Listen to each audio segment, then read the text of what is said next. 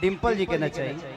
हाँ हाँ आइए डिम्पल जी आइए। हाँ भाई इनको सर्विस ले जरूरी है। कि हो लटक जइबा बाचब ना मेरा।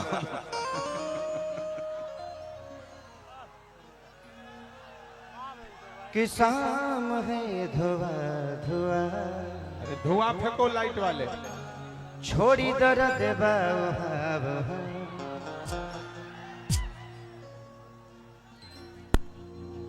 कि सभा का के कहे सुन बाबू जान ली तो कहला काता के लईकी काला जादू जाने ली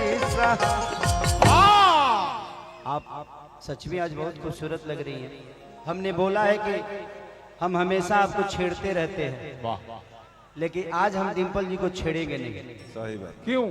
क्योंकि छेड़ने के लिए हम कल्लू बाबा को बुलाए। यो तैयारी है हमारे। आप छेड़ दीजिएगा, हम बर्दाश्त कर लेंगे। हम ना बोले पूछो। एक बार मैं चाहता हूं कि डिम्पल जी के लिए ताली बजा दीजिए आप लोग। जोरदार ताली आगे से लेकर पीछे तक, ऊपर से लेकर नीचे तक। हाँ? रे अथी कहाँ भाई एलम सरवा। हाँ तू ना बोलबो तो ना चिन्हबो। का करे एकरे नु पैसा ली ले तो मुंह से मत बोल। काठी से बोल। पर्दा के पीछे से बोला। तो कौन सा गाना गा दे बताओ आप लोग। हाँ?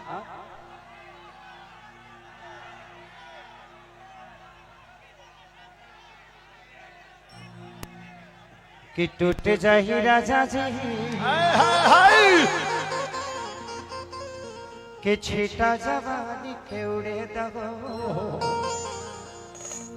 मनवा से मनवा के जुड़े दगो। जियो शेर जियो।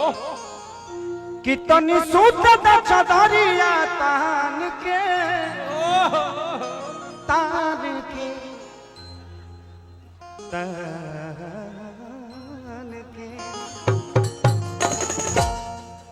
तो टूट जाही राजा जी।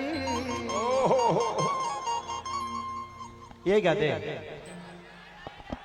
मैंने नायका में शौक है, नायका में से। कि उसने कहा बताई डिम्पल तू हलचल हो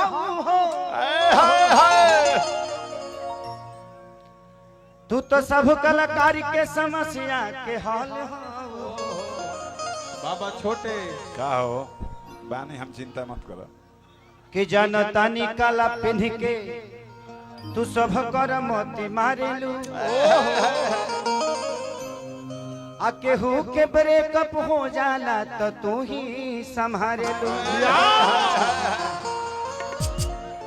तसल्ली देती हो कि मैं हूँ, दोस्त आपकी है। एक सेकंड, आपने ये तो बोल दिया इन लोगों को मजा मिल गया। सुनिए सुनिए, आपने अच्छे वे में बोला। देखा लाइट कट गई हमरा बेरा, पावर खत्म। लाइट को भी डर है मेरे से, समझे? जल्दी बारो जल्दी बारो। चालू कर जनरेटर। हड़ा हड़ा हड़ा हड़ा।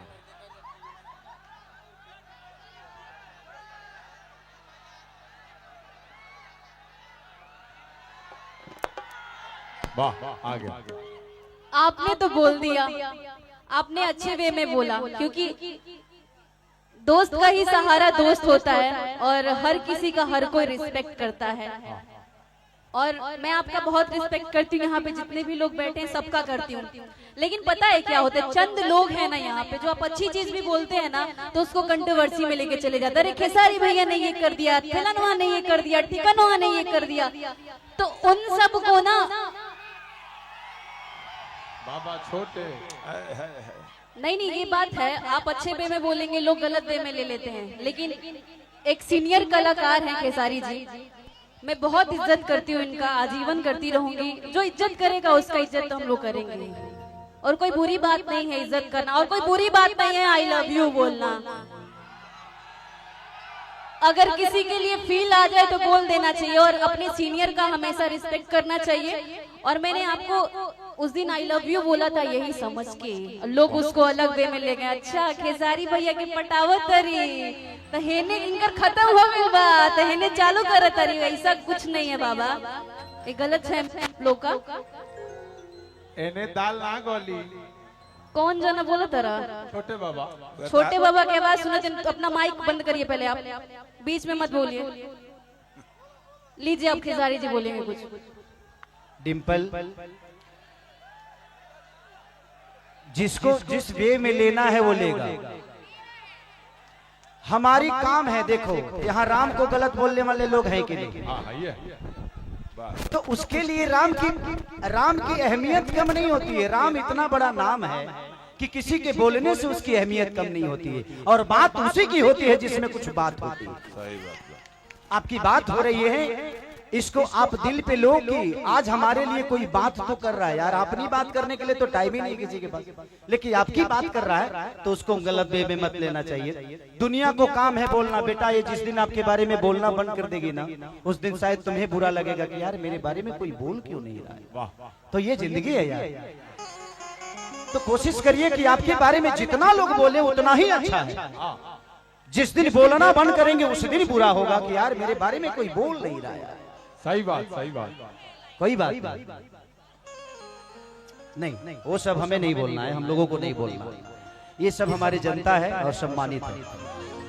कोई बात नहीं, हम जानते थे। कोई बात नहीं बेटा। अच्छा जितना आना है उतना ही आओगे ना, फिर क्या करोगे? फिर तो प्रॉब्लम होगा ना। बाबू जितने भी हमारे बाउंसर हैं प्यार से उन लोग को बैठने तो कोई दिक्कत नहीं है, बट लाठी डंडा मत चलाना किसी पे। सब अपने भाई हैं, सब लोगों का सम्मान है, सब लोग गांव के लोग हैं, घर के लोग हैं। एक आवश्यक सूचना है, पंकज भैया का लड़का कहीं खो गया है। मन्नत, हमारे पंकज भैया का लड़का कहीं खो गया है, चाहे कहीं सो गया है। प्रशासन के लोग अपने लोगों से आग्रह करूंगा कि मन्नत बाबू कि छीटा जवानी के उड़े मनवा से मनवा के जुड़े दहो। कितनी सुंदर चदरिया कहानी के, आज कहानी के, कहानी के। 1 2 3 4।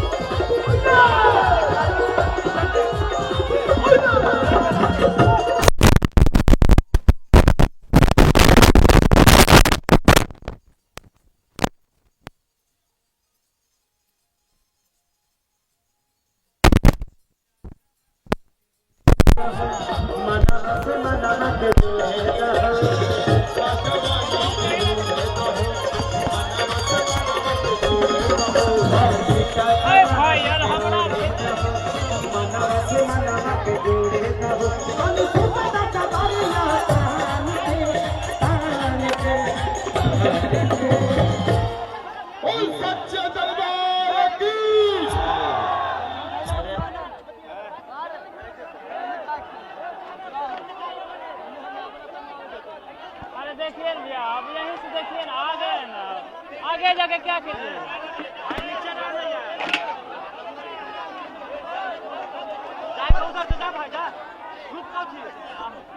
अरे आ गए ना, आ गए ना, देखिए ना यहाँ से, देखो उसको क्या